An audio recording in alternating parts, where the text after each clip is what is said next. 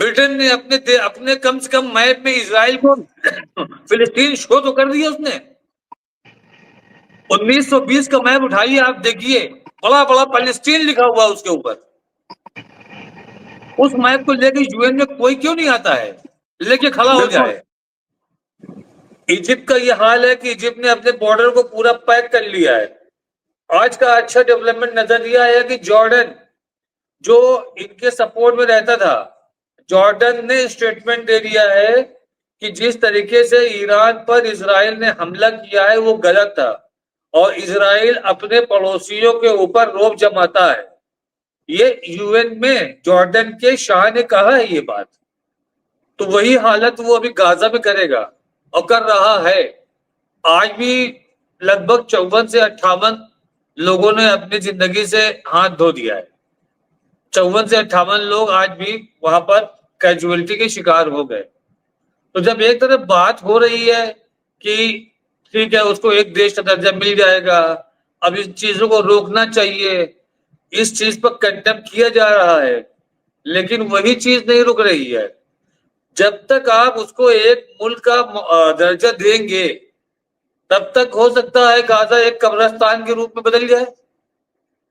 हम आपको अभी फिर ये कह दे रहे हैं कि इसका निशाना इजिप्ट हो सकता है, इसका निशाना इजराइल का अगला ईरान हो सकता है।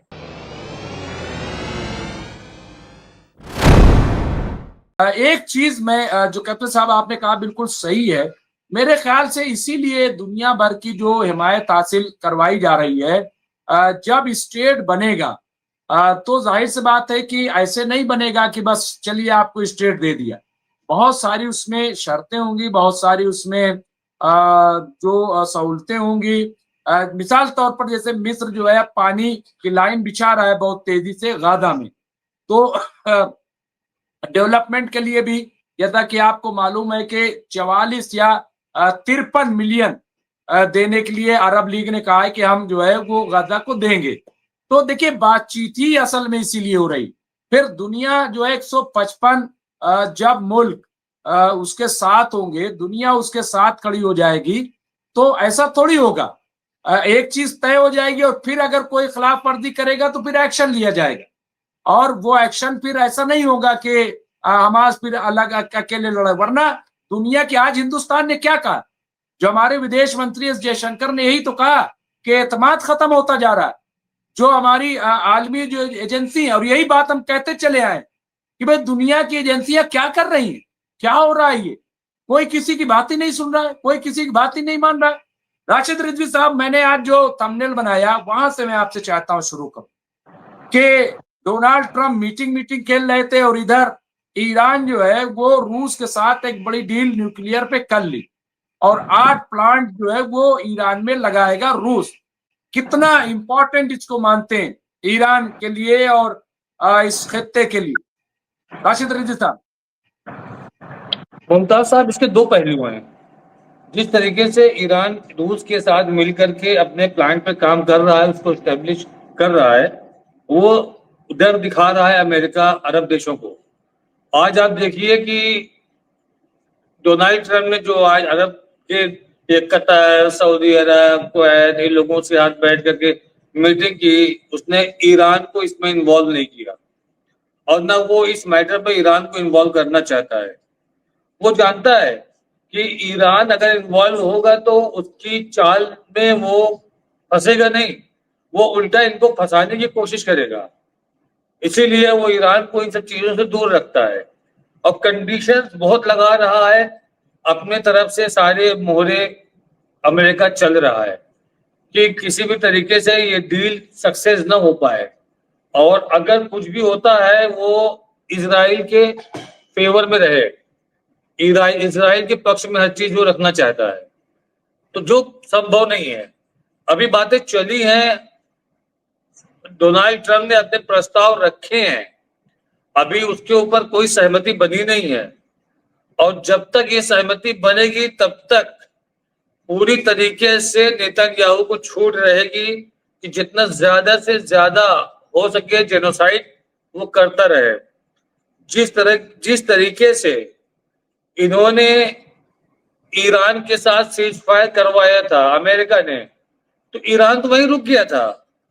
उसके बाद इजराइल ने क्या किया कि एक और जोर लगाया, और सबसे बड़ा जोर लगाया कि आखिरी चोट हम ऐसी मारे कि ये हमेशा के लिए याद रखे, पता नहीं बाद में मौका मिले ना मिले। तो वही हालत वो अभी गाजा में करेगा और कर रहा है। आज भी लगभग 54 से 58 लोगों ने अपनी जिंदगी से हाथ धो दिया है। 54 से 58 लोग आज भी वहां पर कैजुअलिटी के शिकार हो गए। तो जब एक तरफ बात हो रही है कि ठीक है उसको एक देश का दर्जा मिल जाएगा, अब इन चीजों को रोकना चाहिए, इस चीज पर कंडेम किया जा रहा है, लेकिन वही चीज नहीं रुक रही है। जब तक आप उसको एक मुल्क का दर्जा देंगे तब तक हो सकता है गाजा एक कब्रिस्तान के रूप में बदल जाए। आप किसको आजाद करोगे? इंसान को? तो इंसान का जिंदा होना ही बहुत जरूरी है। अगर इंसान ही जिंदा नहीं रहेगा तो आजादी का मतलब क्या रहेगा? तो मुमताज साहब, डोनाल्ड ट्रंप की खिसियाहट का एक छोटा सा एग्जाम्पल कल देखा गया है कि जब फ्रांस के प्रधानमंत्री जा रहे थे तो उनकी गाड़ी रोकी गई। तो पता किया गया कि भाई मेरी गाड़ी क्या वजह है रोकने का? कहा कि राष्ट्रपति महोदय का काफिला आ रहा है, और काफी देर तक गाड़ी रुकी थी। तो प्रधानमंत्री ने सीधे फोन लगाया, माइक्रोन ने सीधे फोन लगाया डोनाल्ड ट्रंप को। अब क्या बात हुई, क्या रिप्लाई हुआ, या फोन पिक हुआ नहीं हुआ, वो अपनी गाड़ी से उतरे, अपने एम्बेसी तक पैदल गए। अब आप ये सोचिए कि कितना बड़ा फ्रस्ट्रेशन फ्रांस को लेकर के अमेरिका के अंदर था। फ्रांस ब्रिटेन को साधने वाले कौन थे? MBS, मोहम्मद बिन सलमान। इनके साथ और भी देश आ गए सपोर्ट में। ईरान को सऊदी अरबिया भी थोड़ा सा दूर रखना चाहता था, अब अमेरिका भी दूर रखना चाहता है। हम आपको अभी फिर ये कह दे रहे हैं कि इसका निशाना इजिप्ट हो सकता है, इसका निशाना इजराइल का अगला ईरान हो सकता है। नेतन्याहू ने इजराइल के चुनाव को इस आधार पर रोक रखा है कि अभी हम वॉर में हैं, और जो देश वॉर में होता है वहां पर सारी चुनावी संस्थाएं ठप हो जाती हैं। एक आदमी की चलती है, वही आदमी सारे डायरेक्शन देता है, वही आदमी सारे फंड अलॉट करता है। यहां तक कि गवर्नमेंट में अपोजिशन के लोगों को ये बोलने का भी राइट नहीं होगा कि इतना पैसा क्यों खर्चा कर रहे हो, क्योंकि जैसे ही उन्होंने ये कहा खर्चा कर रहे हो तो देशद्रोही का तबका उनके ऊपर चिपका दिया जाता है। तो ये इस वॉर को किसी न किसी एंगल से कंटिन्यू रखने की कोशिश करेंगे। आज शाम को सीरिया में भी अटैक किया, वापस से सीरिया में पलटवार इन्होंने अटैक किया है। इजिप्ट का ये हाल है कि इजिप्ट ने अपने बॉर्डर को पूरा पैक कर लिया है। आज का अच्छा डेवलपमेंट नजर दिया है कि जॉर्डन जो इनके सपोर्ट में रहता था, जॉर्डन ने स्टेटमेंट दे दिया है कि जिस तरीके से ईरान पर इजराइल ने हमला किया है वो गलत था, और इजराइल अपने पड़ोसियों के ऊपर रौब जमाता है। ये UN में जॉर्डन के शाह ने कहा है ये बात।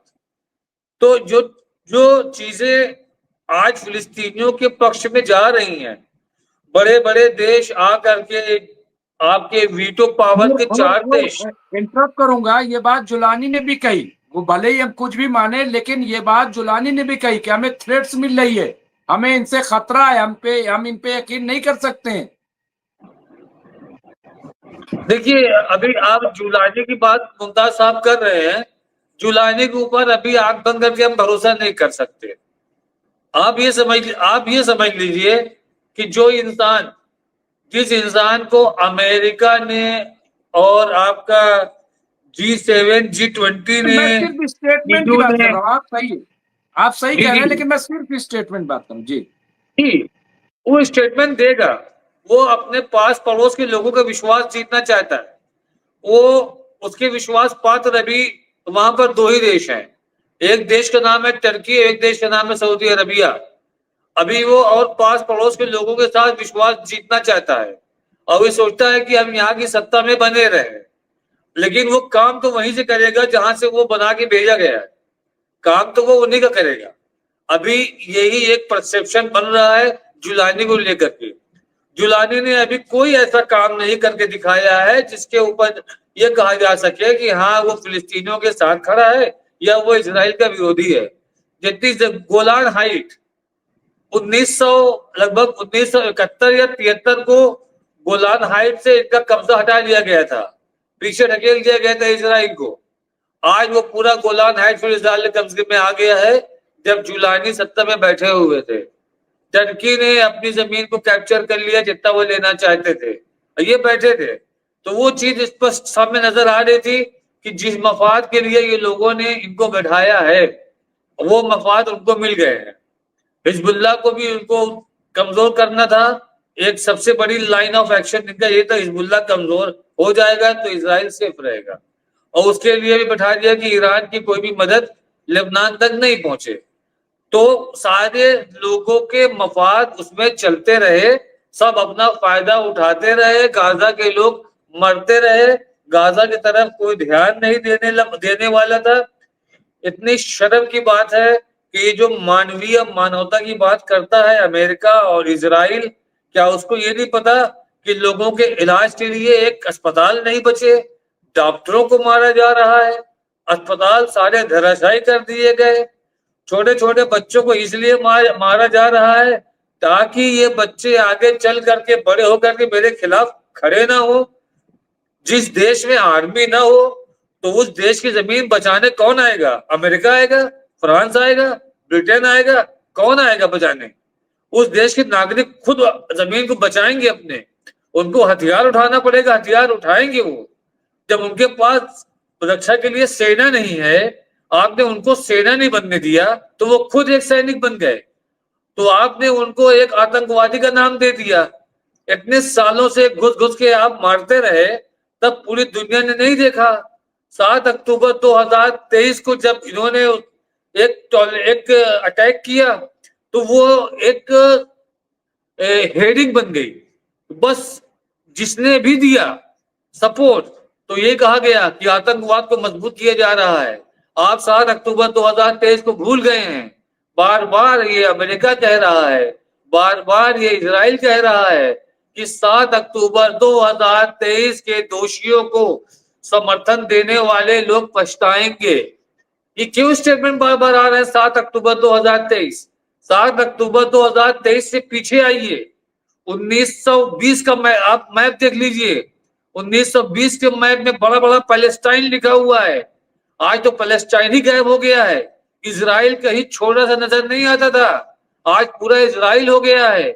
तो जो लोग समाज को सुधारने वाले, समाज सुधारक का ठीका लेकर के घूमने वाले, जब खुद ही डुअल पॉलिसी लेकर चलते हैं, दो मुंहे सांप बन करके घूम रहे हैं, वो क्या शिक्षा देंगे? स्पेन के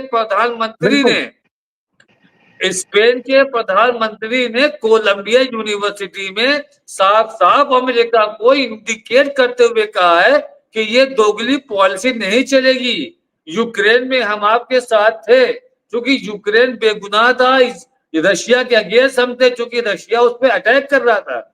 और यहाँ पर आप फिलिस्तीन के खिलाफ जा रहे हो और इजराइल का साथ दे रहे हो।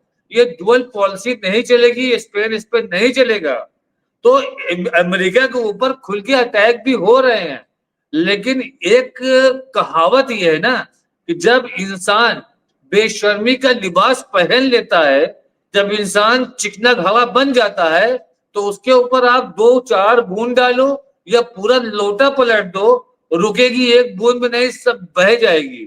तो ये सब वो बेशरम लोग हैं, अपने फायदे के लिए, अपने जाती मफाद के लिए मासूम लोगों को मरवा रहे हैं।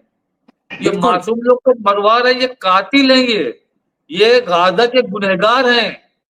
इनको तो मैं तो कहता हूं कि इनको ही जीने का हक नहीं है। कैसे ये जिंदा है, इनके घर वाले कैसे इनको फेस कर रहे हैं। एक लड़की का वॉशिंगटन से वीडियो आया, उसका बाप वहां का सेनेटर है, वो गया इजराइल, वहां वीडियो बनवाए, उसको अपने सोशल मीडिया प्लेटफॉर्म से उसने इजराइल की तारीफ की। अपने बाप के उसी पोस्ट को उस लड़की ने टैग करते हुए कहा कि मेरा बाप खूनियों का साथी है, मेरा बाप बिक गया है। मतलब इतनी इंसानियत लोगों में जिंदा है, अवाम में। अवाम ही ऐसी है कि जो अपने सरकार को मजबूर कर रही है। फ्रांस ने देखा, फ्रांस समझ गया, ब्रिटेन ने देखा, ब्रिटेन समझ गया, इटली ने उस चीज को भांपने में गलती की। 71 जिलों में वहां पर एहतजाज हुआ, लोगों ने प्रदर्शन किए। वो अलग बात है कि एक दो जिलों में हिंसक प्रदर्शन हुए जिसका कोई भी समर्थन नहीं कर सकता है, लेकिन बाकी जिलों में खामोशी से एहतजाज हुआ। तो मेलोनी ने मजबूरन अपना एक बयान दे दिया, इटली के प्राइम मिनिस्टर ने, कि हाँ हम देना चाहते हैं, लेकिन जो डॉट डॉट लगा दिया है ना, उसका फिल इन द ब्लैंक कौन करेगा? अमेरिका करेगा, इजराइल करेगा। जितने भी लोगों ने समर्थन देने की बात कही है, इजराइल को राष्ट्र घोषित करने की बात कही है, उन सब ने डॉट डॉट डॉट लगा दिया है। और जिन लोगों को ये शको शुबा है कि इकोनॉमी कहां से आएगी, अनाज कहां से आएगा, रोजगार कहां से आएगा, तो तब हम उनको, जब पूरी खांचा बन जाएगा तब हम उनको दर्जा देंगे, तो क्या तब तक आप उनको दर्जा देंगे तब तक वो मरते रहेंगे? तब तक आप उनको मरने के लिए छोड़ दोगे? कुपोषण में मरते रहे, बिना इलाज के मरते रहे? कितने लोग ऐसे हैं मुमताज साहब जिनके हाथ उड़ गए हैं और वो उन उड़े हुए हाथों को कपड़े से बांधे हुए हैं, उनकी सर्जरी तक नहीं हो पा रही है। आप ऐसे ऐसे वीडियो सोशल मीडिया पे हैं कि आप देख के रो देंगे कि आखिर इनको ऊपर वाले ने पैदा ही क्यों किया? अगर इनकी हालत ये करनी थी, उनकी जिंदगी का फैसला दो लोग करेंगे, इजराइल और अमेरिका। धिक्कार है ऐसे देशों पर, और धिक्कार है ऐसे देशों के नेताओं पर, लीडरों पर। आज सारे हम अरब मुल्क की बात ही नहीं करते हैं, हम सलाम करते हैं यूरोपियन नेशन को, हम सलाम करते हैं यूरोपीय देशों को, जिनके अंदर इंसानियत जिंदा थी। उन्होंने बढ़ चढ़ करके वहां के लोगों के लिए अपने दिल में हमदर्दी रखी। मैंने यूरोप की औरतों को रोते हुए देखा, स्कूली बच्चों को रोते हुए देखा कि हमारे जैसे बच्चे हैं, स्कूल नहीं जा पा रहे हैं, बच्चे रो रहे हैं आंसुओं से। लेकिन ये बेशरम अमेरिका के अंदर खुद भी इस तरह के कितने एहतजाज हुए, लेकिन ये बेशरम जो गाजा पट्टी को अपनी बाप की बपौती समझ रहा था और कह रहा था कि मैं यहाँ पर बहुत अच्छा होटल्स बनाऊंगा, मैं यहाँ बीच बनाऊंगा, जैसे उसकी अपनी पुश्तैनी प्रॉपर्टी है वो बनाएगा। कितनों की लाशों में बनाएगा वो? आज तक कोई सही आंकड़ा दे नहीं पाया कि गाजा की मलबों में कितनी लाशें दफन है। 65,000 का फिगर जो दे रहे हैं, कौन सा आंकड़ा आ रहा है, कहां से आ रहा है, मेरी समझ में नहीं आ रहा मुमताज साहब। एक महीने से 65,000 से 66,000 नहीं हो पाया है, और 50, 60, 100, 200 रोज मर रहे हैं। 50, 60, 100, 200 रोज मर रहे हैं, और 65 से 66 आंकड़ा नहीं बढ़ रहा है। ये आंकड़ों का खेल क्यों हो रहा है? साफ साफ इजराइल कह देना कि हाँ मैंने 2 लाख को मारा है, जैसे बेशर्मी से उसने कहा था कि फिलिस्तीन नाम का कोई देश नहीं है, ये घुसपैठिए, इनको मैं भगाऊंगा, ये पूरा इजराइल है। ब्रिटेन ने अपने कम से कम मैप में इजराइल को फिलिस्तीन शो तो कर दिया उसने। 1920 का मैप उठाइए, आप देखिए, बड़ा बड़ा पैलेस्टीन लिखा हुआ उसके ऊपर। उस मैप को लेके यूएन में कोई क्यों नहीं आता है लेके खड़ा हो जाए?